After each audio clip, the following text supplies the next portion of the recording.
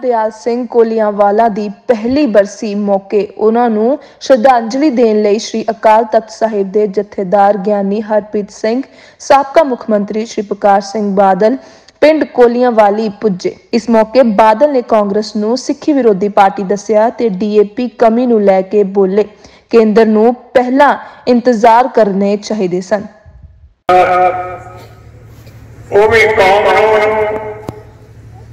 संबोधन करने मैं लंबा ना जाता हुआ बेनती करना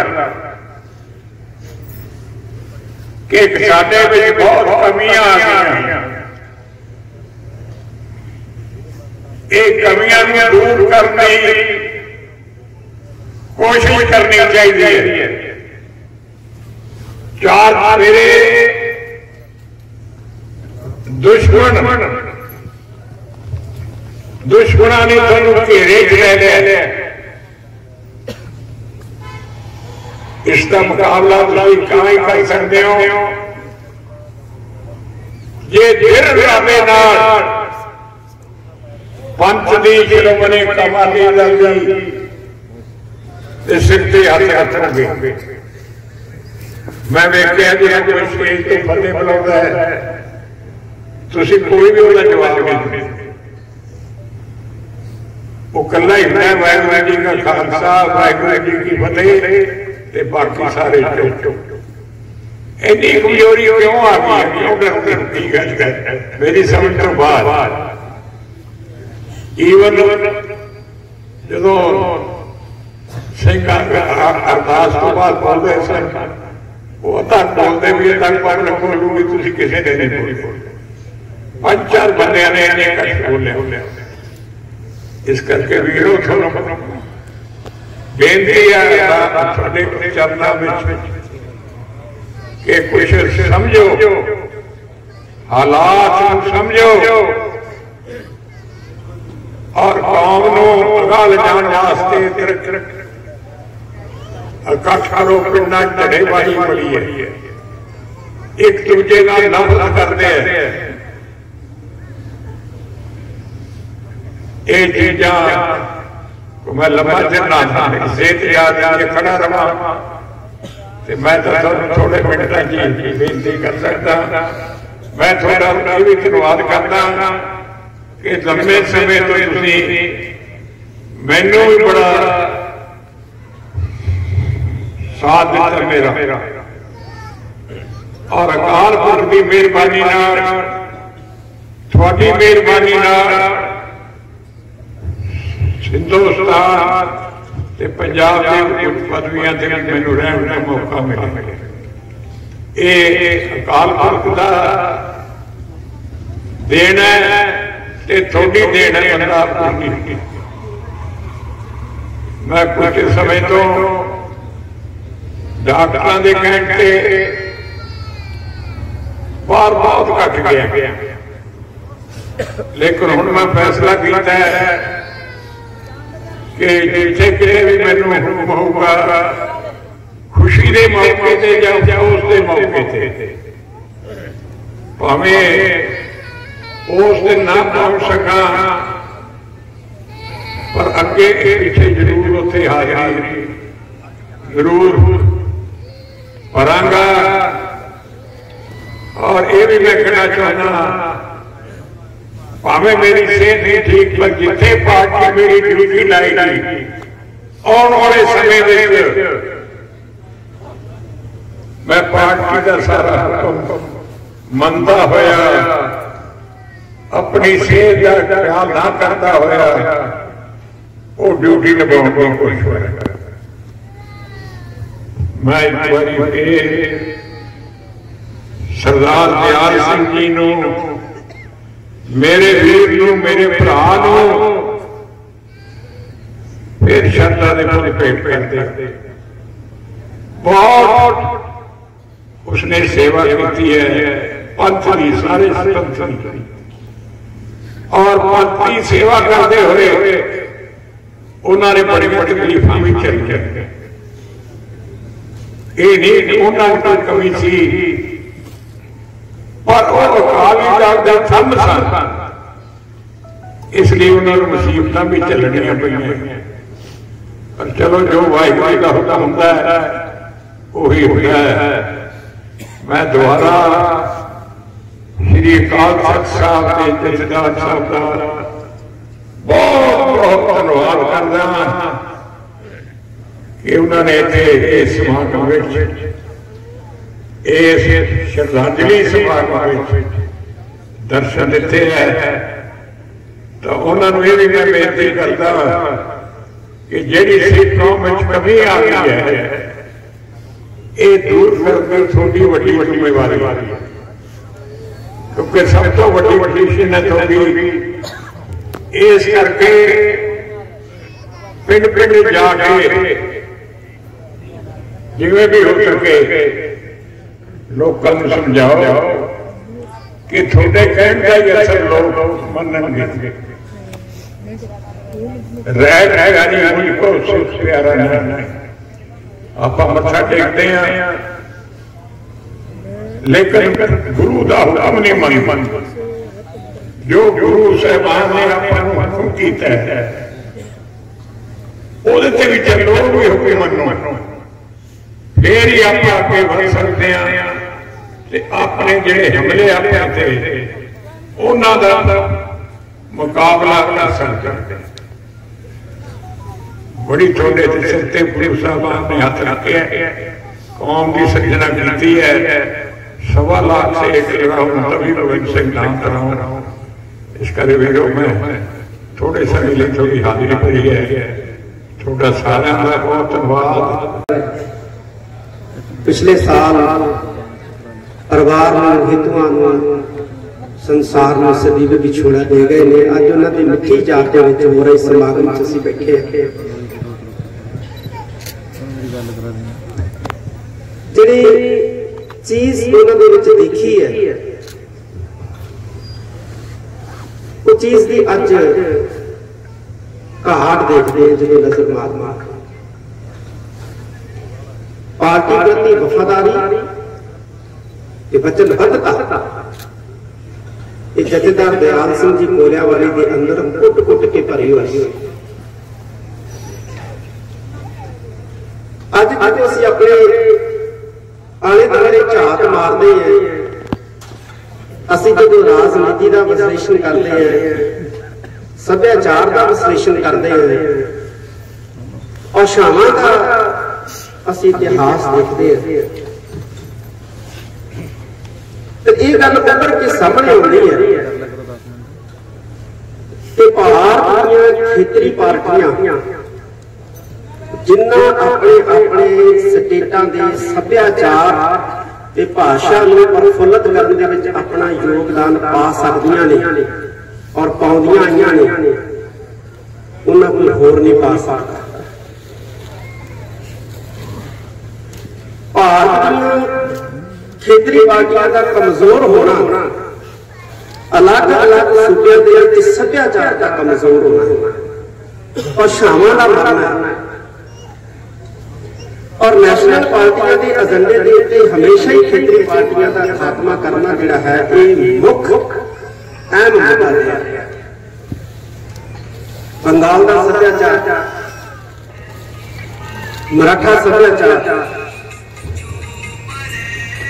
दक्षिण दी स्टेटां दे सभ्याचार उत्थों दी भाषावां इस तरह खेतरी पार्टियां दे कमजोर होण दे नाल तिल तिल मर रही और साडा भी नुकसान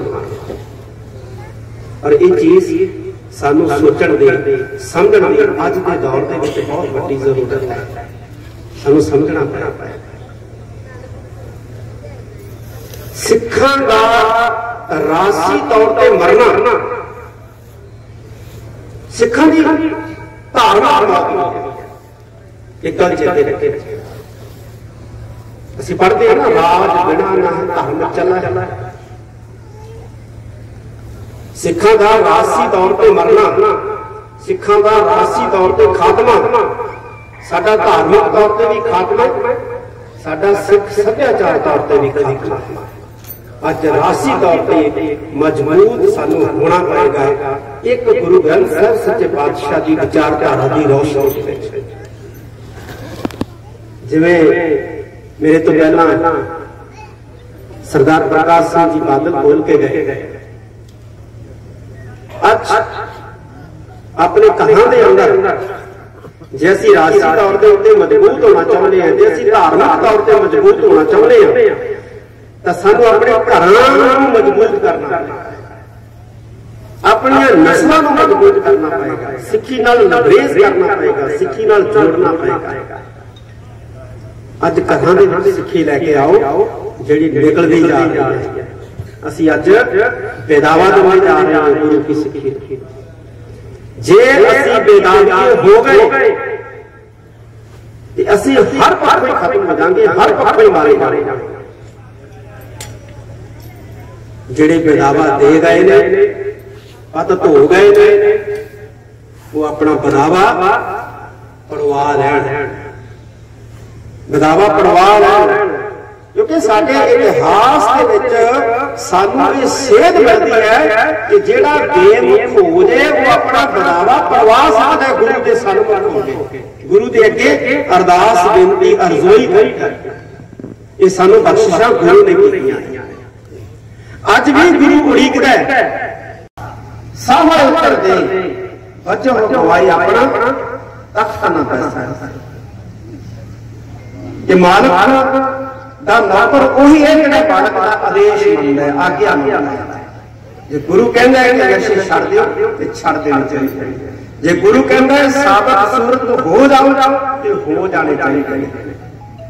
मैं एक गल करके समाप्ति करा अज दुनिया भर दी सरकारां वातावरण की शुद्धता दे उत्ते जोर दे और अरबां खरबां मिलियन बिलियन डॉलर खर्च कर रही हैं कि वातावरण में बचाया जाए रौला पा रही जंगल कट्टे जा रहे हैं जंगल कट्टे जा रहे हैं लेकिन अज तो 100 साल पहला 200 साल पहला जो दरख्त कट्टे जाते सी कोई परवाह नहीं की जाती ये समझा नहीं सी जाता कि अज दरख्त कटे जा रहे हैं तो यदा सानू नुकसान होना 100 साल पहला या 200 साल पहला, लेकिन अज सानू पता लग रहा है कि दरख्तों की कटाई ये साडा वातावरण दे विच विकार पैदा कर रही है। अज सानू नहीं लगता कि शरीर के रोमां की बेअदबी साडा कोई नुकसान कर रही है, लेकिन इसका नतीजा भविख दे विच 500 साल 1000 साल बाद साडियां नस्लां नूं भुगतना पैना। जिवें जंगलों की कटाई का नतीजा अज असीं भुगत रहे हैं ना, 100 साल सानू नहीं सी पहला पता, 200 साल सानू पहला नहीं सी पता। अज विज्ञानी कहन लग पे ने कि जिहड़ी भरवटियां दीयां बेअदबियां कीतियां जांदियां ने आउण वाले समय दे विच नस्लां जिहड़ियां ने ओह ब्लाइट पैदा होणगीआं, अन्नियां पैदा होणगीआं। अज रौला पाया लेकिन बहुत हेठले पद्धर ते पाया ते साडे गुरु साहिबान ने सानू किन्ने 100 साल पहला कह दिता कि जिवें धरती तो वण कटणे भविख दे विच खतरा होएगा, शरीर तो रोमां की बेअदबी ये भी साडीआं भविख दे विच नस्लां दा नुकसान करेगी। सानू संभालने चाहिए ने अपने अपने। मैं सरदार परविंदर सिंह जी दा पार्टी नूं घाटा पिया की महसूस करदे हो? बहुत वड्डा घाटा पिया जी। और मेरी जाती तौर पर पार्टी तो पिया ही है, मेरी जाती तौर पर जी बांह जी वो टुटी है। मेरा बहुत ही वफादार मेहनती इंसान सी, यह जे इंसान आने बड़ी मुश्किल है जी पार्टी की इस तरह सेवा कर दे। बस अब DAP की खाद ਨੂੰ ਲੈ ਕੇ किसान ਜਿਹੜਾ ਤਰਲੋ ਮੱਛੀ ਹੋ ਰਹੇ ਹੈਗੇ, DAP ਦੀ ਖਾਦ ਨਹੀਂ ਮਿਲ ਰਹੀ। ਇੱਕ ਪਾਸੇ ਕੇਂਦਰ ਨੇ 3 ਕਾਨੂੰਨਾਂ ਦੇ ਵਿੱਚ ਉਲਝਾ ਰੱਖਿਆ ਹੈਗਾ, ਉੱਥੇ ਖਾਦ ਨਾ ਮਿਲਣ ਕਰਕੇ ਕੀ ਕਹਿਣਾ ਚਾਹੋਗੇ? देखो ये सरकारां ਹੁੰਦੀਆਂ ਜਿਹੜੀ हर किते ਦੇ ਲੋਕਾਂ ਦੀਆਂ ਲੋੜਾਂ ਹਨ ਉਹ ਪਹਿਲਾਂ ਵੇਖ ਕੇ ਇੰਤਜ਼ਾਮ ਕਰੇ। ਇਹਨਾਂ ਨੂੰ ਪਹਿਲਾਂ ਹੀ ਇੰਤਜ਼ਾਮ ਕਰਨਾ ਸੀ। ਹੁਣ ਜਿਹੜਾ ਵੀ ਕੋਈ ਕਣਕ ਬੀਜੂਗਾ ਉਹਦਾ ਝਾੜ ਘਟੂਗਾ, जिन्ना लेट होगा उन्ना घटूगा, तो जो 4 पैसे को बचत होनी सी वो भी नहीं होनी। बस अब 2022 ਦੀਆਂ ਚੋਣਾਂ ਨੂੰ ਲੈ ਕੇ ਜਿਹੜਾ ਹੈਗਾ ਸਾਰੇ ਰਾਜਨੀਤਿਕ ਪਾਰਟੀਆਂ ਜਿਹੜੀਆਂ ਮੈਦਾਨ ਦੇ ਵਿੱਚ ਉਤਰ ਚੁੱਕੀਆਂ ਹੈਗੀਆਂ।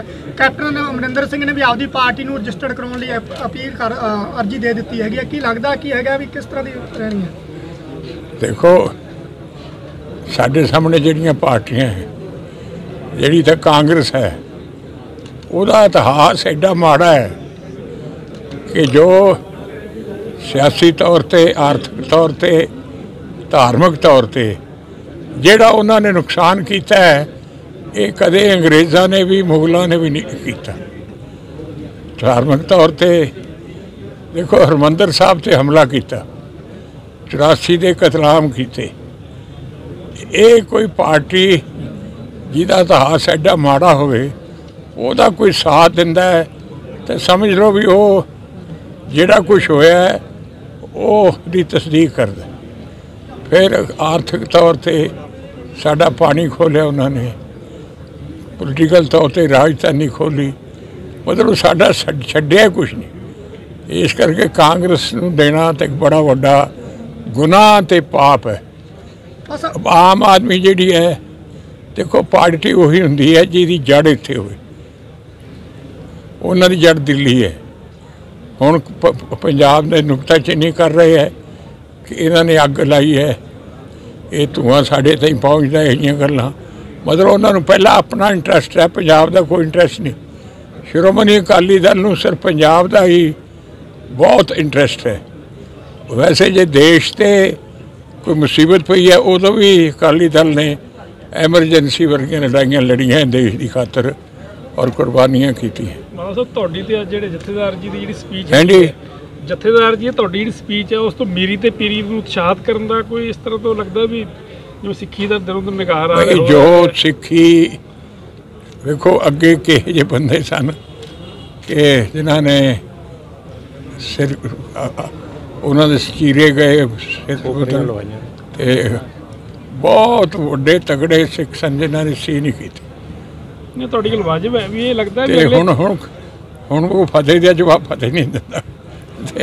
इस करके एक कौम नूं तगड़े होना चाहिए है और समझना चाहिए है कि 4 चफेरों थोड़े दुश्मन खड़े ने वो थानू कमज़ोर करना चाहते हैं।